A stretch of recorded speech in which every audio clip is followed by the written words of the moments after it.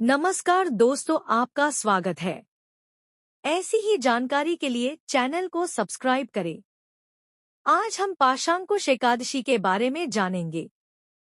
आश्विन मास के शुक्ल पक्ष में आने वाली पाशांकुश एकादशी का महात्म्य ब्रह्मवैवर्त पुराण में श्री कृष्ण और महाराज युधिष्ठिर के संवादों में वर्णन हुआ है। युधिष्ठिर महाराज ने पूछा, हे मधुसूदन, आश्विन मास के शुक्ल पक्ष में आने वाली एकादशी का नाम क्या है? इसके बारे में आप विस्तार से कहिए। भगवान श्री कृष्ण ने कहा, हे नृपश्रेष्ठ, इस एकादशी का नाम पाशांकुश है। सब पापनाशनी एकादशी के महात्म्य को सुनिए। इस एकादशी को विशेष करके भगवान पद्मनाभ की उपासना करनी चाहिए। इस एकादशी के प्रभाव से व्रत करने वाले की इच्छा पूर्ति होकर स्वर्गीय सुख तथा मुक्ति मिलती है। भगवान विष्णु के केवल नाम स्मरण से विश्व के सभी तीर्थों के भ्रमण का फल प्राप्त होता है।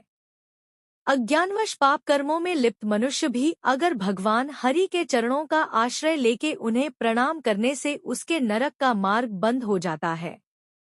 जो वैष्णव शिवजी के प्रति अपराध करते हैं तथा जो शैव विष्णु के प्रति अपराध करते हैं, वे दोनों भी नरक में जाते हैं।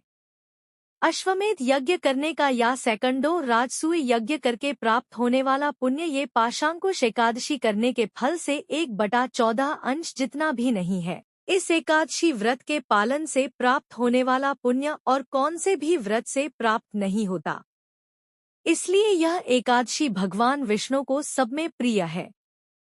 हे राजन, जब व्यक्ति तब से एकादशी का व्रत नहीं करता, पाप पुरुष उसके शरीर में वास करता है। इस व्रत के पालन से व्यक्ति को स्वर्गीय सुख, संपत्ति, सुंदर स्त्री और धान्य प्राप्त होता है। जो इस एकादशी का पालन करके रात भर जागरण करता है, उसे निश्चित ही वैकुंठ की प्राप्ति होती है।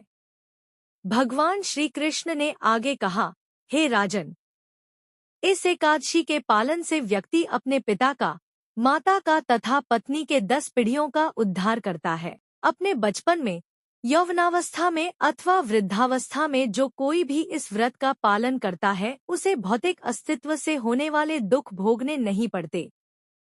जो कोई भी इस पाशांकुश अथवा पापांकुश व्रत का पालन करता है, वो सभी पापों से मुक्त होकर विष्णुलोक प्राप्त करता है। इस दिन सोना, तिल, छाता, जूते, पानी, जमीन, भूमि और गाय दान करने से दाता को यम के द्वार नहीं जाना पड़ता। जिंदा होकर भी जो पुण्य कर्म नहीं करता, उसे मृत ही कहा जा सकता है। उसका श्वास लेना भी लोहार के धौकनी जैसा ही है। हे नृपश्रेष्ठ, जो मनुष्य दूसरों के लिए यज्ञ करता है, कुएं और सरोवर की खुदाई करता है, भूमि दान देता है अथवा दूसरे पुण्य कर्म करता है, उसे यमलोक जाना नहीं पड़ता। गत जन्मों के अथवा पूर्व जन्म के पुण्य कर्मों के कारण ही लोग धनी, कुलवान, निरोगी तथा आयुष्मान होते हैं। एकादशी व्रत के पालन से प्रत्यक्षतः कृष्ण भक्ति मिलती है, तो अप्रत्यक्षता से भौतिक सुख सुविधा मिलती है। दोस्तों, लाइक, कमेंट एंड सब्सक्राइब करें। दोस्तों, लाइक, कमेंट एंड सब्सक्राइब करें।